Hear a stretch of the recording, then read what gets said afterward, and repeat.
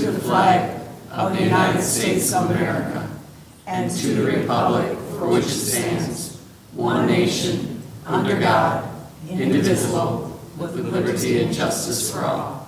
Thank you. You may be seated.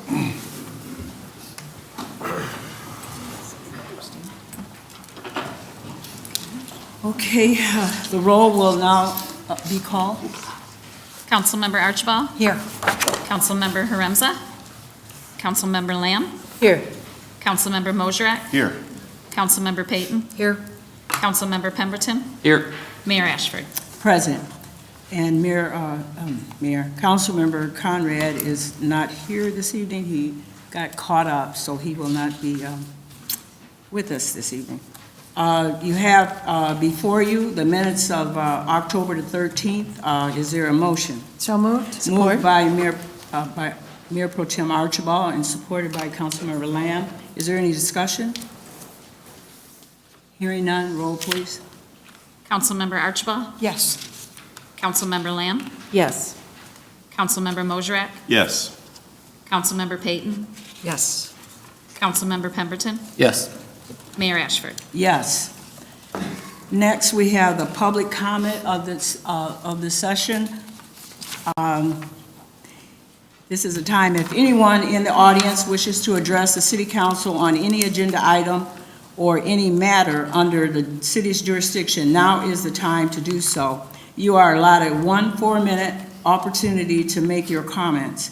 Please begin your comments by stating your name and address for the record, please. You may. Julian Ruck, Polly's Place. There are others here that are going to speak tonight on our effort to have James Freed rescind his termination notice for Polly's Place. As of right now, Polly the Possum has been given an eviction notice. And according to the deal we have with the city, we have 11 months to vacate. And rather than going quietly, we're gonna fight like hell for the next 11 months to stay.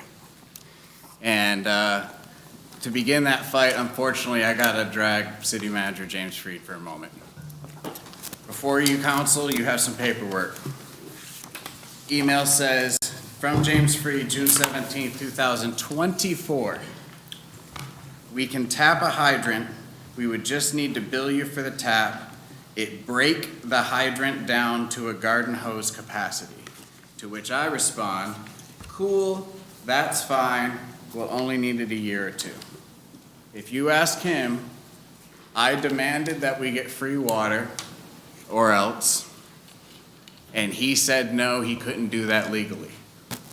That's not what happened. It's right there. Lie, la, lie, lie, lie, la, lie.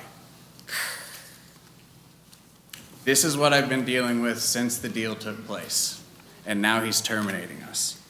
You see next that I write an email to him saying that Bob Mosrak stopped by, things have gone well. Bob, Terry, Conrad, Anita, the 4 of them had all been to the garden. I had said, James said he's gonna bring us water, point to the hydrant. All 4 of you were there. Conrad's not here tonight to verify. When he found out things were going so well, he came by the garden with some single-use bottled water for me, dropped it off, looked at me and said, you need to slow down out here. The city council doesn't like things to move too fast. His daughter was in the front passenger seat, the curly brown-haired one, I don't know her name. And then he drove off. That was just hours after I sent this email saying I'd be out there, and just after, the very same day you showed up and offered me bottled water. Bob, same day. He came out and said, slow down, because the council doesn't like things to move too fast. Now keep in mind, he's slowing me down. You know, you ask him, the council doesn't want Polly's Place there. You ask him, the developers don't want a free food garden next to the houses he wants to put in there. It's always somebody else. It's never he doesn't want it there. Though everybody in the community knows he's got a personal vendetta against me. And I defend myself time and time again with verifiable proof. Got a minute left. You can read through all of this. I'm going to spin through it real quick. there's an email on April 18th of this year where he says, correct, and you want it for free, which I legally could not do. I never wanted water. I paid $11,900 in legal fees to get this deal through. You think I care about a water bill, honestly? I mean, at what point has he tested the credulity of your own intellect? You know, like, I'm starting to get really upset about it. I mean, my disabled mother lives in squalor because of him, because he's drained everything I have, and I can only do so much for her with what I have left. Him. You have more proof that the city, through various polls, wants him gone. I'm really trying to keep civil about this, but I don't know how much longer I can. Thank you. Is there anyone else wishing to come before the council?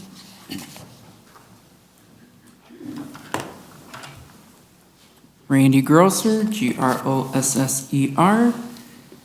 Good evening, City Council. Recently, Michigan passed a few state laws themselves. Not sure how implicate it is for you guys. It is the, I would say, Public Act 24 for 2025, in which case they deem how to calculate federal tax income. They go through and define a few exemptions, so I'm not sure if there's changes for you to observe in that public act. There is Mr. James. Several weeks ago, we have a recorded video that abruptly ends with your conversation for 1 hour and 47 seconds. I'm not sure what occurred on September 22nd, 2025, but that recording has abruptly ended, in which either your explanations or your situations or your stories just end. So I'm not sure if the public's aware of that or if the city council's aware of that.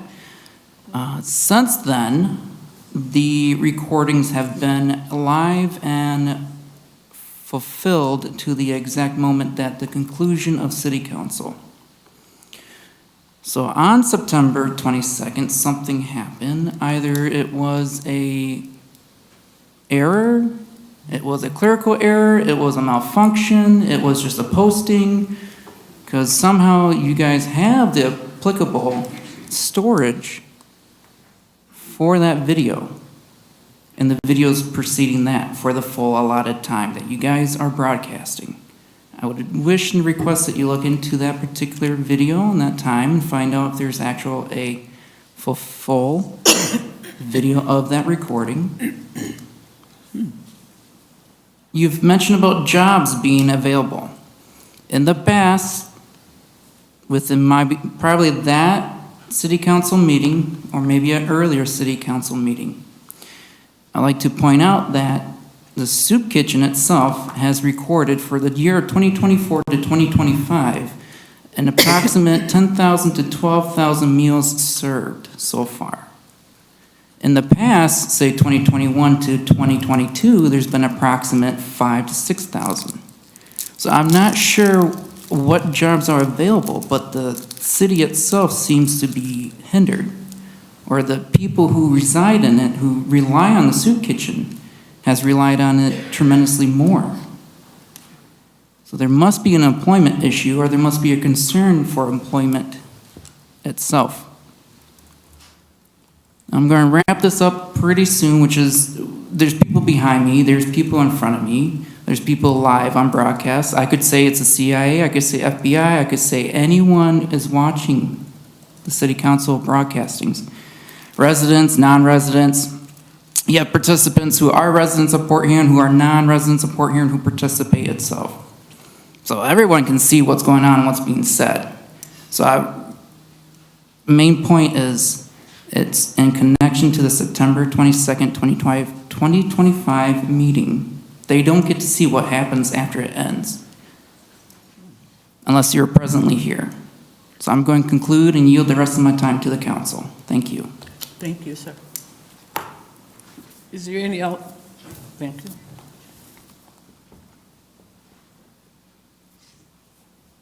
Good evening, Mayor, City Manager, Council. I would just like to bring some facts up here tonight. And I'd just like to say, you know, we've got the one event that stood out to me the last couple of weeks is the event on October 18th.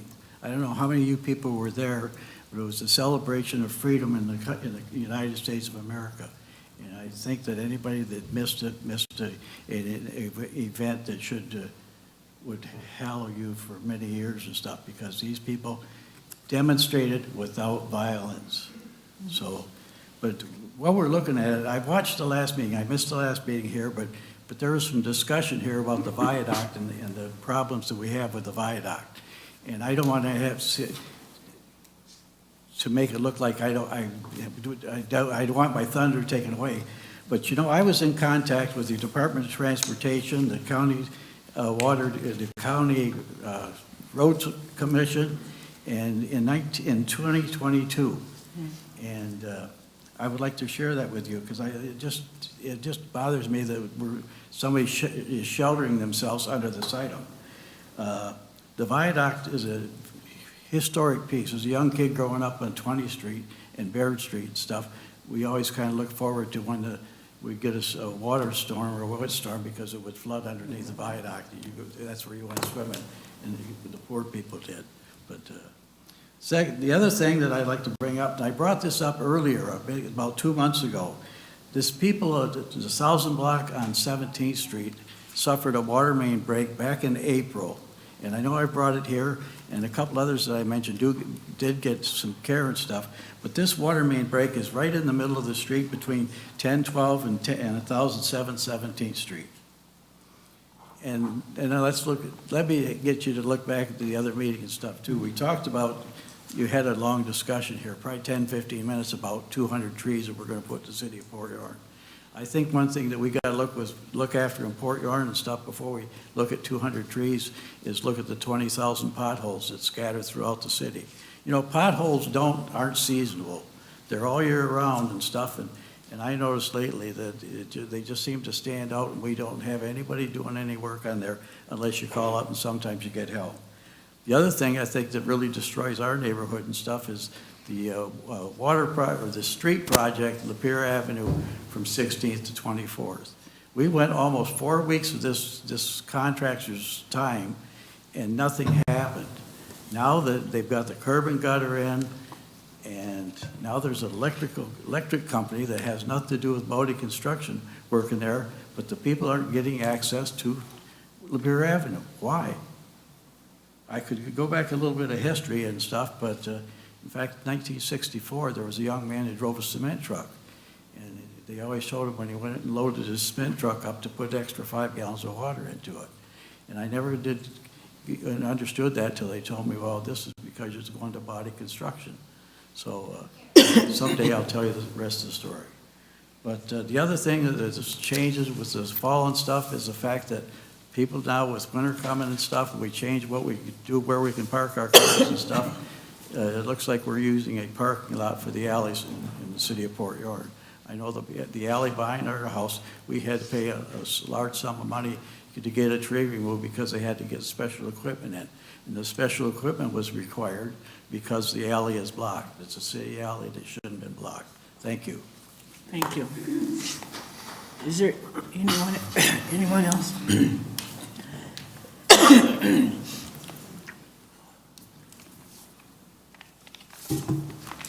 Good evening. Curtis Carl, Port Huron Township. A few things. That cool bridge we got going over the canal for the bike path. I do a lot of bike riding, so we looked to find that this summer. I thought you caught it by Holland Woods, so we went pedaling back behind Holland Woods through the grass, and we found it, but then I seen there's a sidewalk that runs parallel to the canal out towards Gratiot, and that's the way we ended up leaving and followed that out. Did happen to notice there is zero signage that identifies that as anything, just it's a sidewalk heading into the cemetery. Maybe we could get a little signage on that. And then the Polly's place and the water thing. I can relate about not having water because we grow a garden at my house. And, pretty nice one. I like fresh vegetables, so does my wife. We give them away whenever. And this summer, we rely on the sprinkler. We ended up putting it on a timer daily because the garden ain't going to grow without water. So I seen the email. printed out email. It is what it is. If you say you're gonna get somebody water, get them some water. A couple summers without water makes it pretty hard to grow a garden. And, looks like we got Body Construction, the little water they needed. They had the same snapparatus on that hydrant right there at 16th and Lapeer, the one that Julian needs to feed his garden with the meter on it so he can pay for his water. We can do it for some, but not for him. Seems like there might be a little vendetta here. Last but not least, I'm gonna keep asking about the money from the pot dispensaries. We just had another one open up. We have another one slated to open. If we did have 6, you'd do the math. You're talking over $300,000 a year that the city's gonna have. What are we gonna do with it? Is it gonna be put in one account and held on to for one specific purpose? Or are you gonna just throw it in the general fund and use it every year wherever you feel fit? I don't know, just gonna keep asking, because it's a lot of money as long as they stay open, and after the new taxes, I'm not sure if that'll happen or not. You might lose a few, but right now, you guys, I know you got quite a bit of money last year for it, or you're gonna get some more this year. So, thank you. You're welcome. Thank you. Is there anyone else like to come forward?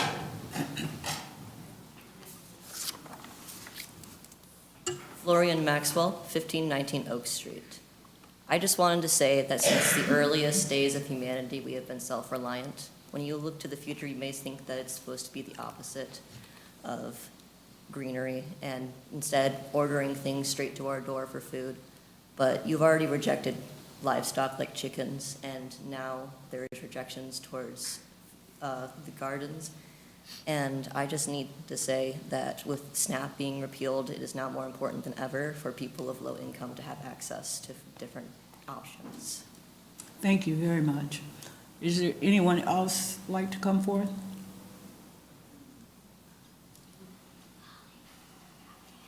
Hello, good afternoon. My name is Brenna Bland, 3730 Lapeer Road. I was born and raised here in Port Huron. I'm 20 years old. I go to SC4, and I work very hard to be a contributing member in our community. I'm here tonight because I love Port Huron and I have a heart for the community.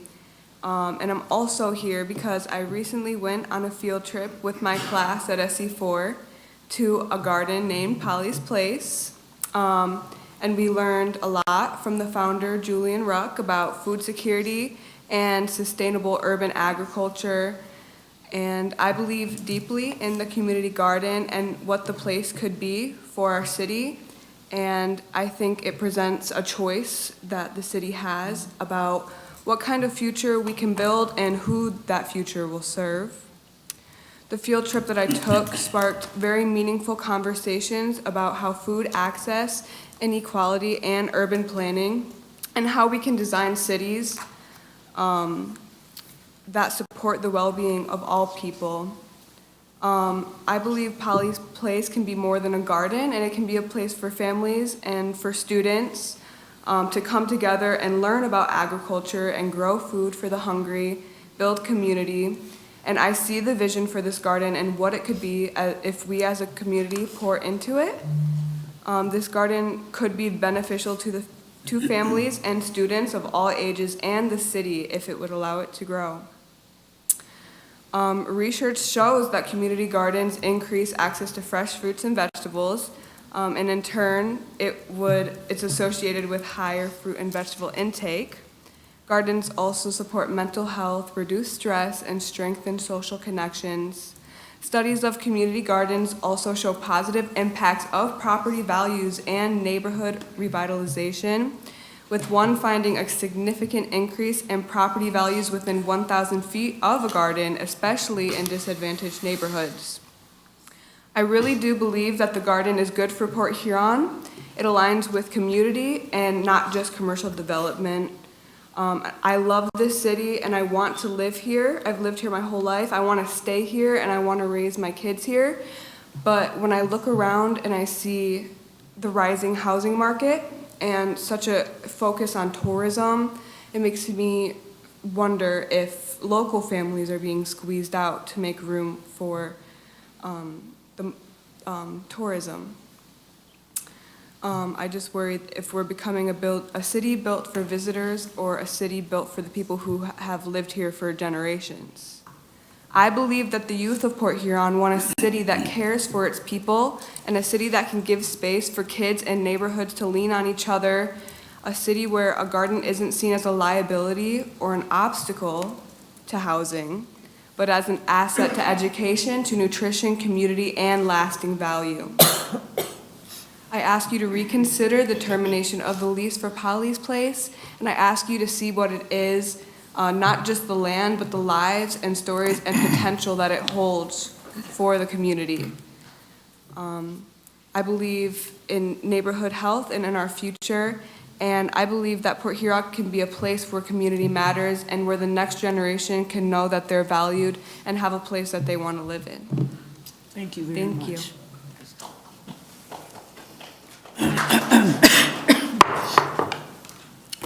Is there anyone else wishing to address the Port Huron City Council this evening?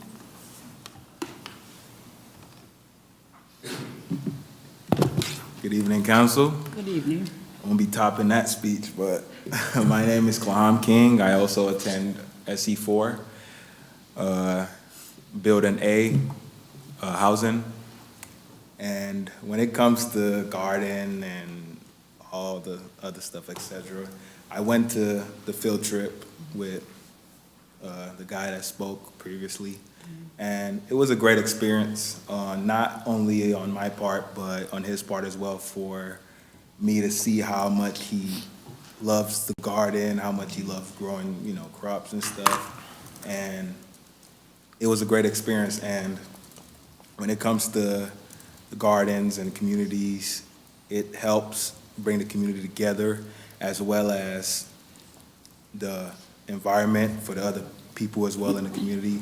And as the other guy spoke, him and his wife have a garden at home. It also helps them as well in a way, I'm sure.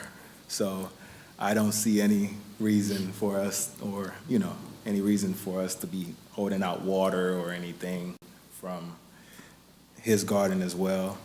So, if any change can be made, I'm sure it will be, and I'm sure he won't stop fighting and coming up here and talking to you guys and, just trying to explain the things he has been doing and communicating to you guys that, he will continue fighting to grow crops in his garden. Thank you.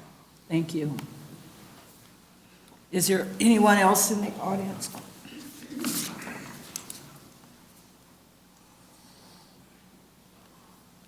Brian Farquhar, 19th Avenue. We're going to start, we'll talk about last week and the silence in the room and the rest of it. And I appreciate the council members that stayed after and kind of gave me some insight as to why that happened. From the community side of it all, I wish it would have been open for discussion and the community would have been able to hear why we didn't enact a tree commission like was proposed last week. It's kind of disheartening for you guys to not have a discussion about it and then read 4 days later in a paper that we just created one anyway, which kind of then creates the whole balance of why does city council exist if we're not going to do that or not even going to have the discussion to do that, and then we do so anyway. It kind of piggybacks and makes everybody look bad at the end of the day, and it's unfortunate because at the end of the day it was a good thing for the community, and I think if some of the questions would have been answered, we would have been able just to get the business done, at the meeting prior. The other thing I want to talk about tonight is SC4. I might catch a little slack from this here. I understand the need for us to allow SC4 to grow, and we really couldn't tie their hands on purchasing the hotel building down there, City Flats. But we gave the people a tax abatement to develop that under the guise that we were going to have 22 jobs in downtown Port Huron, if I remember correctly, and I may be slightly misspeaking a little bit, but I believe that tax abatement either was supposed to end at the end of this year or next year, And now SC4 has bought that property, and from my understanding, SC4 doesn't pay taxes on the property that they own around the city. So now we just lost a prime piece of commercial waterfront property that was giving us tax money, and we're like, you know, just kind of up craps creek for better terms, and not to be like, but at what point in time does the city, and by the city I mean the residents, get their piece of the pie of SC4 being here? And that means the taxes. When do we see the benefit of the actual, you know, when's my trash rate go down because they're here? When's the water bill come down? When do they start picking up some of that because they're taking away these other things? Like, last, I got just a little bit of time left. I'll give my 2 cents on the Polly's Place. It was set up to fail from the beginning. It was set up to fail from the beginning because our master plan is outdated. We could have easily seen that we were going to use those parcels for housing. I understand the need for housing, but also, unfortunately, Mr. Ruckus stood up here himself, and he wasn't even welcomed into the lot he was given. And he had problems with the neighbors from getting in and the rest of it, and I hope he's amended those, but it was really set up to fail from the beginning. And as a business owner, as a business person, I feel like if I make a contract with you, I make an agreement with you, we've got to have some time, and if it's a 5-year plan, then we got to give them 2 years and see what happens. We got to allow them to have some water. There's just, I don't know. I'm big. I understand the need for housing. I want to see the houses built, but at the same point in time, I just really feel it was kind of set up to fail in that aspect. But I see both sides of it at the end of the day. So I'm glad that I don't have to make the decision. Thank you. Your time is up. Thank you so much for your comments. Is there anyone else wishing to address the council this evening?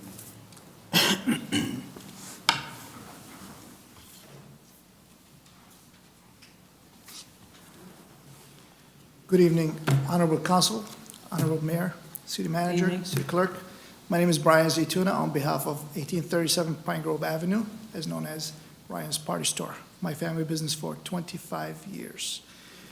In my hand, I have rendition, blueprint, as well as very powerful 474 petition signatures that we have collected in less than a month. If I may approach to hand it over to any of you for observation. We believe you. I'll give it to the clerk. Can we keep this to the clerk? So the story began longer than last year as MDOT has approached us, and it started with, hey, we want to vacate Lion Street to you. And I sat down with them and I said, what do you mean by vacating Lion Street? Oh, we want to give it to you. I said, the public uses Lion Street. You cannot just give it to me. Oh, you can do whatever you want to do with it. So my next question was, and that was in front of a gentleman from engineering at the MDOT building, can we convert a part of it as parking and leave the rest open for traffic to flow through? The answer was, yes, of course you can. That was nothing but a lie. MDOT has deceived us. They lied to us. Unfortunately, planning conspired with them on third floor. We have the evidence. All the receipts are available. Sadly to say, $14,000 later in lawyer fees, I come to find out that neither MDOT or the city is able to vacate that parcel that is right in front of Ryan's Party Store or the street that the public uses. The public has been using Lion Street for years. They cross from Pine Grove to 10th, vice versa. Today, the public is using our parking lot to cross through. It even happened in front of cops that have come to grab a beverage at the store, and they were rushing to ticket those people, and I stopped them. The reason why I stopped them, because these are residents. I do not want to see residents in the city, whether they're my customers or not. I do not want to see them being ticketed. Their action is only the reaction of what has happened. The damage by MDOT, by closing Lion Street, is severe. They may not care. We do care. This body should care. You represent the city. We're asking you today to help us out. Even Senator Dan Lowers has been in communication with MDOT. And MDOT is still stuck on their story. Oh, we vacated this. We don't know why he hasn't taken it. No, you just lied again to a senator.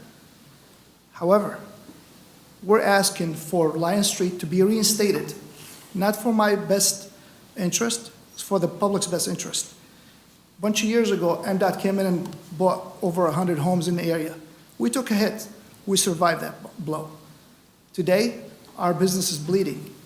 We're down more than 40 points. I don't know if we can survive this. We're asking you to help us out and bring MDOT to the table to reinstate Lion Street. 474 petition signatures. Those are not my signatures. Those are people, in person and online. I've seen many of you before in here that did council meetings before. In this bad time of our business, I was hoping to see some more of you in our business asking for our well-being. I've seen Mayor Ashford, and thank you for coming in and checking on us. And I've also seen Barbara. Thank you for coming and checking on us. We really hope that we can have your help and assistance in reinstating Lion Street for us and for the public. We're not asking for sympathy, we're asking for justice. Thank you. Sorry, thank you so much. Okay, is there anyone else wishing?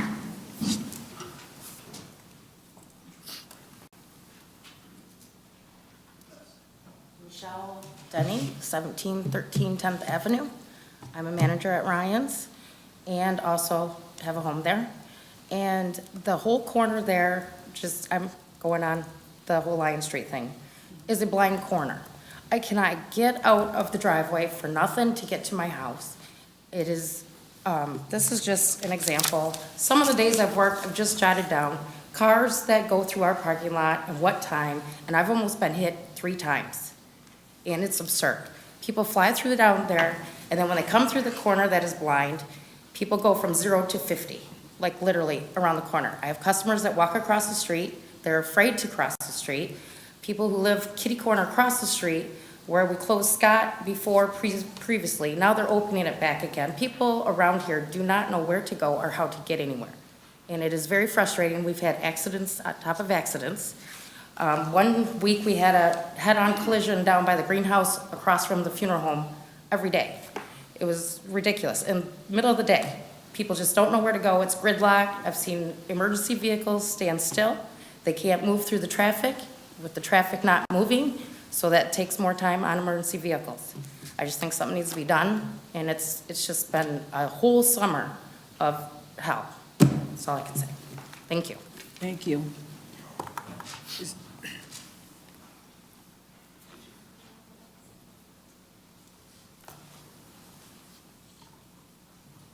Council members, Mark Gardner, 1529 Lion Street.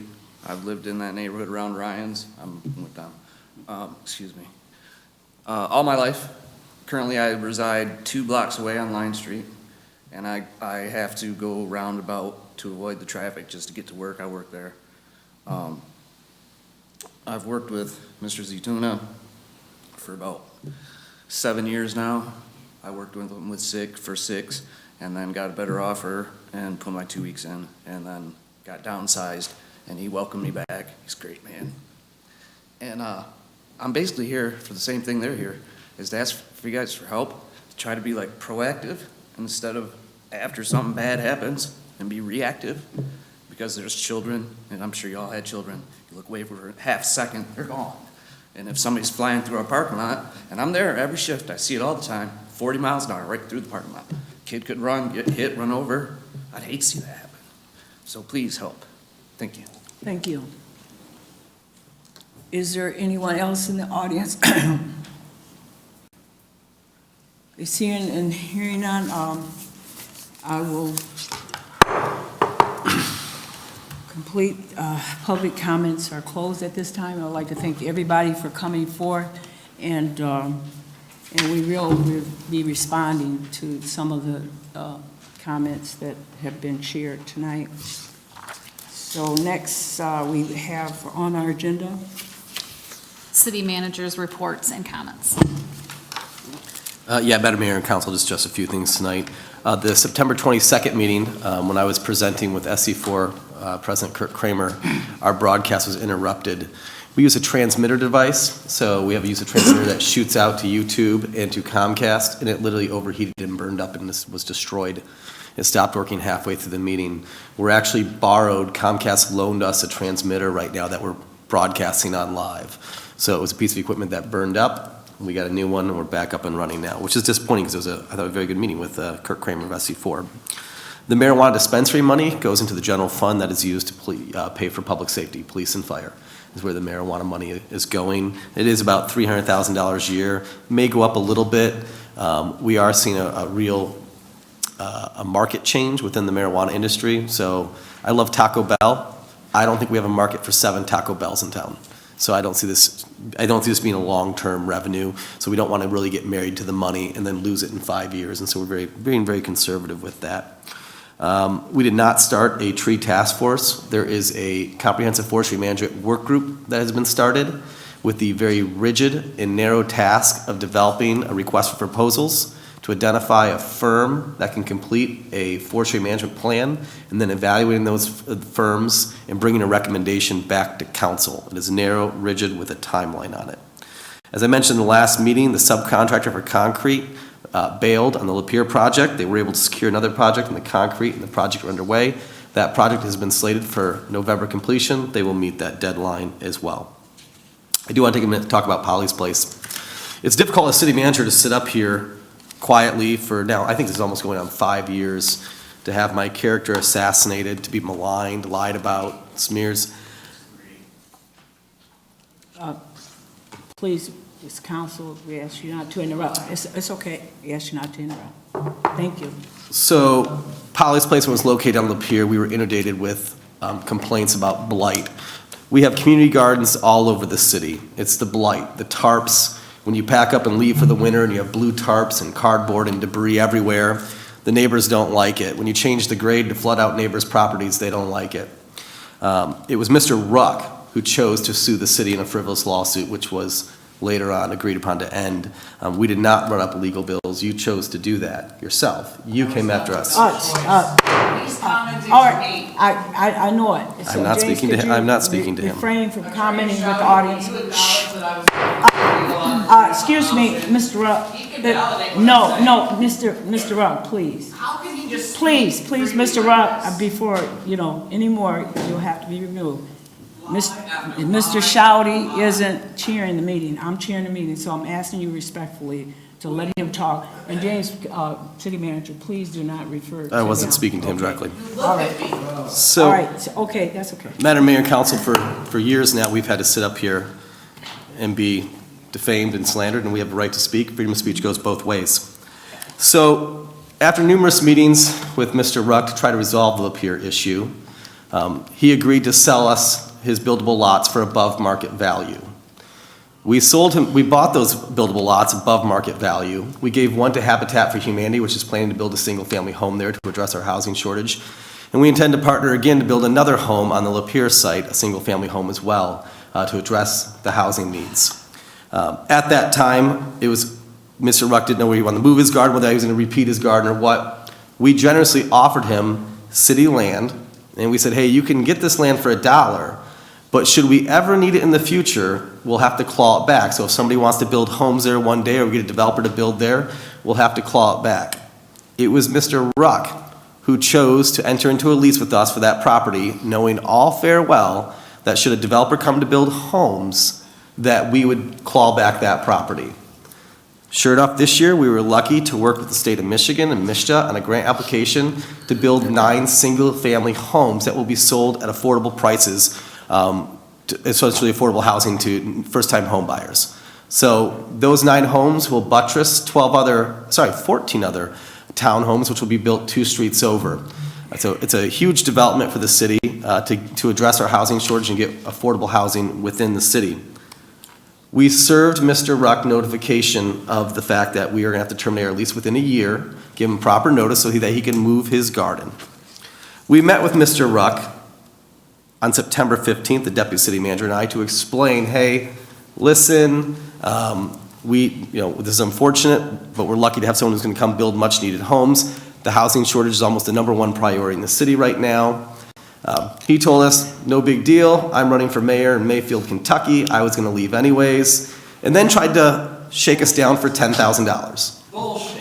Excuse me. He's What, lying about me on excuse me, public record. I'm not gonna sit here and listen to him continue to lie. You will get emails and rebuttals to his bullshit, and everybody's gonna be wrapped into it. I'm so sick of this nonsense. Grow the fuck up, James. Fuck. Thank you. As I say, Madam Mayor, in that meeting, he tried to get us to pay him $10,000 to essentially leave town so he could build a digital app.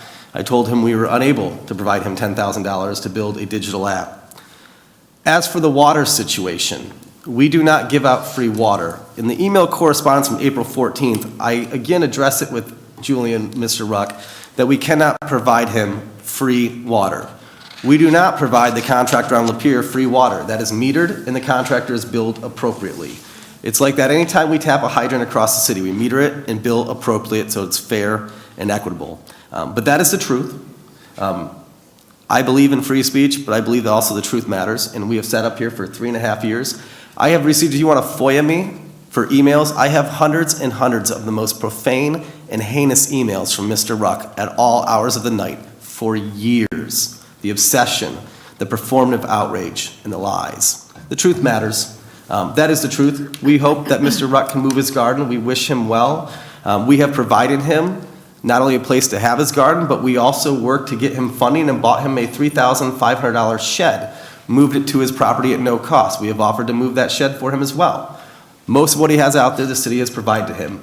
We also moved, I think it was 20 dump truck loads of his soil to wherever he wanted it, so that he could keep his soil from the Lapeer site. We have gone above and beyond. But the truth is, Mr. Ruck does not want peace. It is performative outrage so he can get clicks, and we've had enough of it. That's it for me. Council have any questions? I do. Thank you. You're welcome. I just want you to help me to understand why you would have allegedly have so many issues with him on Lapeer, but then why would you offer him another property? And on top of that, I didn't hear him say once that he expected the water to be free. And as the young lady said, that goes to SC4, at a time when SNAP benefits are being taken away, we need every community garden we can have in the city. And I see both sides of it, and I see the conflict between council and Julian before I came on board, and I've been to Polly's Place. I'm just wondering why we can't find some way to work with him at a time when we are in dire need of community gardens, help to support him. I know there are certain guidelines. There are Serve Safe guidelines when he was serving food on his property. Those are things that he cannot do. But I just feel like you did set him up to fail. Well, that's unfortunate and untrue. If you look at the lease that we signed with Mr. Ruck, we addressed in the lease to conform to zoning ordinances to avoid the blight issues that he had at Lapeer. On this current site, we have not had nearly the blight issues that he had on his Lapeer property, including changing the grade, leaving tarps and debris out all throughout the winter. So the site has been run differently in its current location. The issue is we have a developer willing to build single-family homes in that location that have water and sewer to site and a road in front of them. To build that infrastructure elsewhere would cost hundreds of thousands of dollars. We can move a community garden, but we can't move water, sewer, and street infrastructure and make those homes affordable. So are you that is the saying reason you would why. be willing to move it? That's the conversation we had with him on September 15th. Okay. We met with him. We have met with Julian Ruck in good faith repeatedly, and including the previous administration and elected officials, including Ms. Archibald has met with Mr. Ruck. When those meetings end well, and then later on in a day or so, we start getting the hate emails and the performative outrage at the dais, and lies and lies and lies about what occurred in those meetings. That's why we all bring witnesses to the meetings now, because we understand that the truth will be distorted. So we have not set him up for failure. In our lease, we put guidelines in to conform with the ordinances, which to a good degree he has done. But the unfortunate thing is we're going to build a home there. And when did this contractor come to you to want to start building the homes there? Well, we've been working on this now for the last several months. The council was briefed on it, I believe, 3 or 4 months ago. You were briefed on it with our community development office. Yes, but I'm wondering when they originally reached out to you. Within the last year. Okay. Yeah, within the last year. But again, in my email, I talked about we can't provide free water. It was never refuted in the email that he would pay for water. He never stated that he would pay for water. I'm not quite sure why 6 months later I would have thought ahead to come up with a lie that I was going to give him free water, only to put it in emails. So again, it's the truth matters, and Mr. Ruck is just consistently untruthful. And again, it's performative outrage for clicks. Did that answer your question? It does. Does anybody else have any questions? Madam Mayor, I would like to address the Lion Street issue. We will be working with MDOT to provide better clarity. The state has, the county has changed street vacations, where a simple vote of the majority of council, we could vacate a street. So we would vacate a street, and then it would go back, divide between the two owners, essentially split back to the two owners. The Register of Deeds is now requiring us to seek circuit court action to vacate a street. The most recent one, which is incredibly complicated, you have to serve like 300 parcels, whoever's in the plat, which you're familiar with. The most recent one that I've seen done that's been successful is the Yacht Club had to vacate a portion of street by the old train bridge. And they were forced to serve hundreds of parcels around the downtown. Essentially, it's a lawsuit. You have to file a lawsuit, and if anyone objects, they can object. If not, a judge can rule to vacate the street. That process has changed within the last 2 years. And so I don't think there's any deception on behalf of MDOT, and I'm not here to defend MDOT, and I'm definitely not here to defend what was said to you. But the process in the last, since MDOT began their project, has changed. It is unusual. Not every county is requiring this, and so I would like to get better understanding from our Register of Deeds just why we're making this change. That's something we'll partner and work with you on. So do appreciate all you do for our community. So are we saying that we're going to see that Lion Street does open back up? No, not at all. I'm Okay, saying that so we'll work on the vacation. I believe the issue is you would like the vacation, correct? The land? We prefer to see the street being removed. That's what I thought you asked. I understand that. We'll work with MDOT, but I find it highly unlikely that MDOT's going to redesign their project that they just completed. So hopefully we can work together and find something out. Okay, I did have, if I can just regress back, I'm looking at June 17, 2024, and this email is from you, James Freed. It says, "We can tap a hydrant. We would just need to bill you for the tap. It breaks the hydrant down to a garden hose capacity." And that's James Freed. And the reply from Julian Ruck was, "Cool, that's fine. We'll only need it a year or two." Can you explain that? Yeah, absolutely. So we tap a hydrant like we do for anyone who wants to have a hydrant, we put a meter on it. We can break that down, because if you tap a hydrant, it's a fire hose pressure. We can break that down to a garden hose pressure, but we meter it and bill back. As you fast forward a year, because we didn't hook the water up, again, on April 15th, I began emailing him, I cannot legally give you free water, because he was demanding free water for the past year.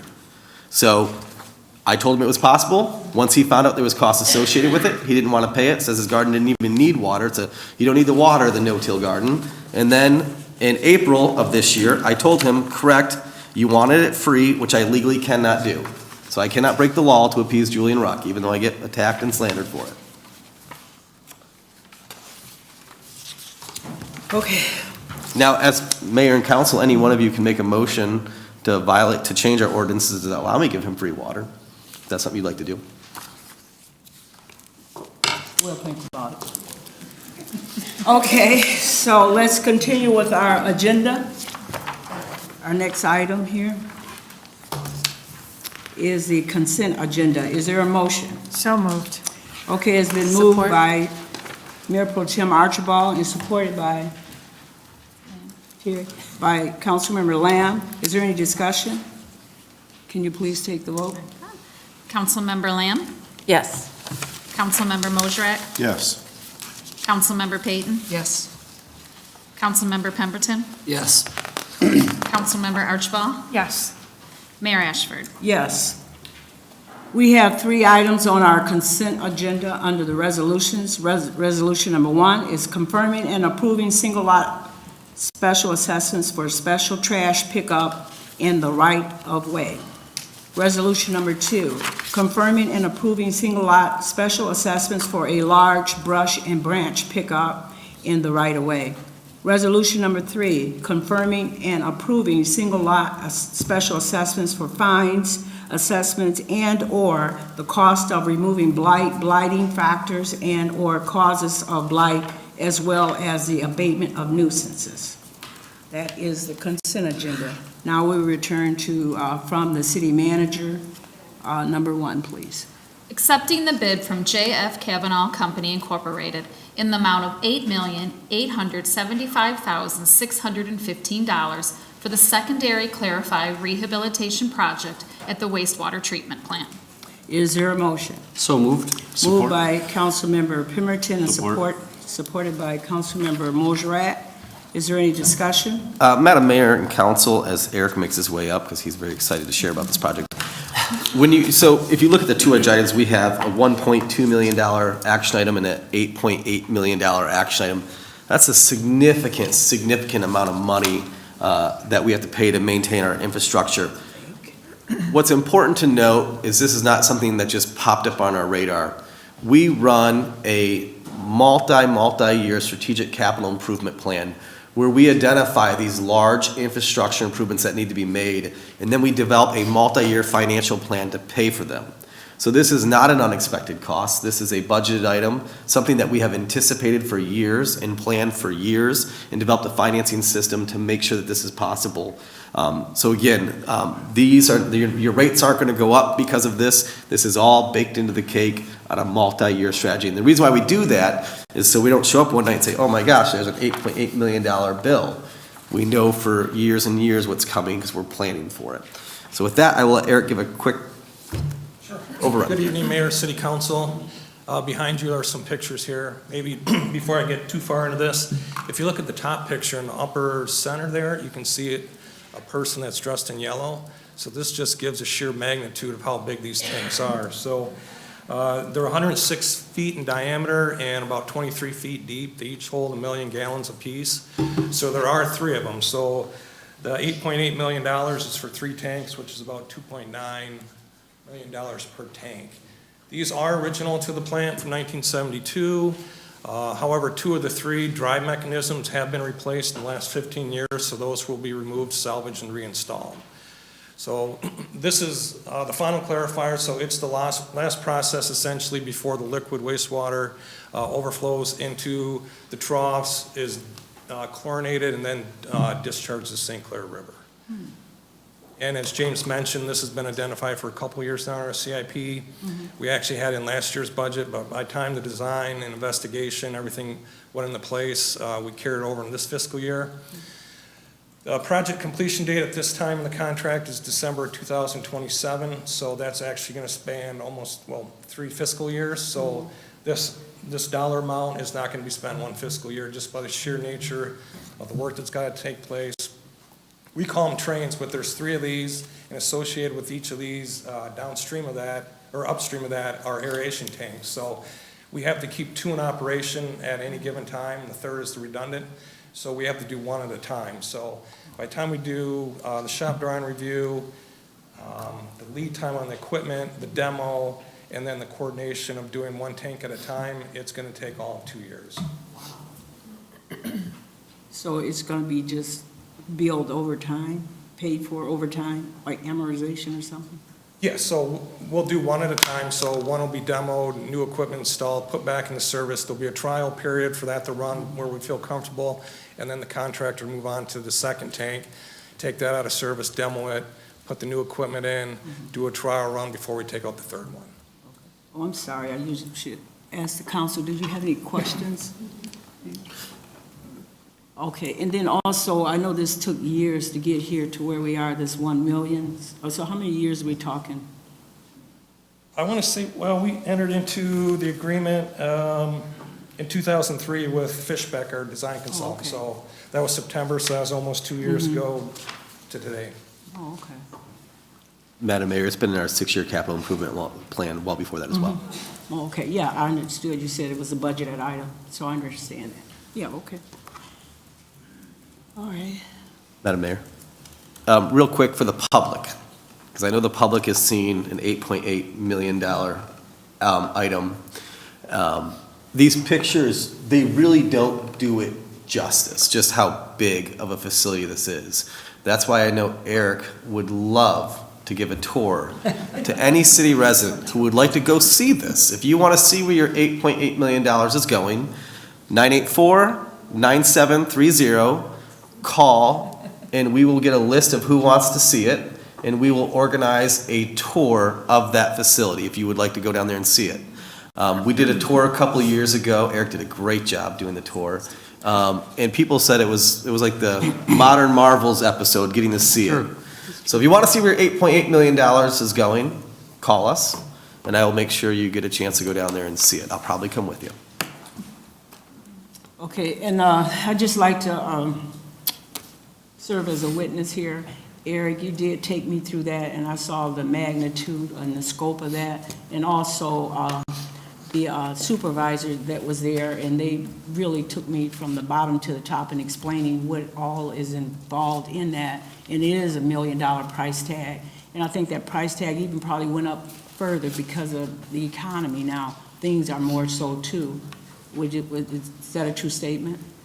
That things Yeah, are we're seeing more. across the board, things are costing more and doing Yeah. less, so. Yeah, so no, it's all worth it. You know, I always say, anytime it comes to our water treatment plant, I mean, we're responsible for Gratiot, Port Huron Township, everybody, you know, we think of Flint and we think of how not just Flint, there's been lots of mishaps with waters, and we want to make sure, you know, that's our life. When we're drinking, we're cooking or whatever, we got to be about business of having the right materials and equipment and the people that are doing that in charge. So thank you for all that you do. Thank you. Mhm. Okay. That was discussion, okay. Are we all ready for the vote? Councilmember Mosrak? Yes. Councilmember Peyton? Yes. Councilmember Pemberton? Yes. Councilmember Archibald? Yes. Councilmember Lamb? Yes. Mayor Ashford? Yes. Number 2. Accepting the bid from William Molnar Roofing Incorporated in the amount of $1,269,000 for the secondary building roof rehabilitation at the wastewater treatment plant. Is there a motion? So moved. Support. Moved by Councilmember Mosrak and supported by Councilmember Pemberton. Is there any discussion? Mayor, you. City manager. Mayor and council, we had a huge, this is why we bid, and I'm very excited we got this kind of bid results, have this robust bidding. We are very satisfied with the prevailing bid. It is a very, very, very reputable company which has done significantly larger projects than us and has the capability of pulling this off. And so we are happy with the bid price, and we are very happy with the contractor. This was a budgeted and anticipated item in your budget. Great. Okay, any more discussion? We're spending a lot of money tonight, no wonder we only got 2. Okay. So, call for the roll, please. Councilmember Peyton? Yes. Councilmember Pemberton? Yes. Councilmember Archibald? Yes. Councilmember Lamb? Yes. Councilmember Mosrak? Yes. Mayor Ashford? Yes. Members, that concludes our agenda for tonight. Anybody have any announcements or anything? Yes, may I mention Yes, something? you may. So I wanted to talk about the speed bumps that were at Pine Grove Park. And if you want to blame somebody, you can blame myself and James. The wrong speed bumps were ordered. We wanted speed humps, so more of a table that comes up and then you come down. Because I witnessed firsthand what takes place in that park, living in that neighborhood. And it's only a matter of time, I think, before a child is struck down. My neighbors almost were struck down by a car barreling through that when they had their children on the back of their bike. So Mr. Freed has assured me that they will be reinstalled in the spring, and they will be the proper speed humps, not such an aggressive speed bump. I know that there were some complaints about them. That seems to be the greatest complaint. They weren't complaining that we were actually implementing traffic calming. So in the spring, they will be put back in, but just a different version. Madam Mayor, Yes. it was truly my fault. I Yes, wanted it was. I wanted the pilot the speed humps, and I literally went to our vendor's website in my office and ordered the speed humps myself. And then I went down and told our transportation manager, hey, good news, I ordered speed humps, they'll be here in a week. When they showed up, I think we can all agree a hump and a bump are two very different things now. So it did say it was a hump, but it was a different grade of hump. And so next year, April 15th, somewhere between the week of April 15th, we can't install them between November 15th and April 15th. So on April 15th, a more modest hump deployment will be made in the park. But I joked around with Brent, our engineer, that I was going to blame it on him, but truthfully, it was 100% me in my office taking the initiative, and sometimes the city manager should not take initiative and order things without consulting the proper engineers. I will be there to help him order them. Yes, yes. So it was my fault, and they will go back in. And if they work, there are some other parks and areas in the city, we will pilot them. Yes. But we're going to slow roll how we put these out there. The main thing, we're gonna get the hump, not the bump. There you go. Okay, so any more announcements? Okay, hearing none, is there a motion for adjournment? So moved. So moved.